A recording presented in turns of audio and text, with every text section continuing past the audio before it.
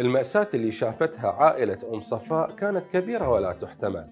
كانوا مجبرين من دولة البعث أنه ما يلبسون ملابس سوداء على فقيدهم، وأنه ما يطولون اللحية حزنا عليه.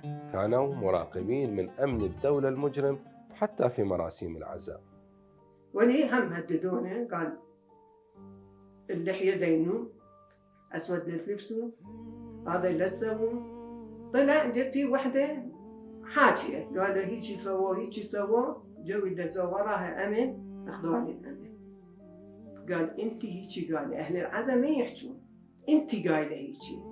قال أنا ما قايلة، قام مسجلين صوتك، نبهتنا، قال دير بالكم ترى أمن كان أنا يجي حكي سجلوني أخذوني. قلت له أخو هاي عادي، يجي الولد يجي ميت يعني بالسجن طلع وميت، ما احنا ما قلنا بعد شيء، بس هو بنحس من هذولاك واحد يتوفوا.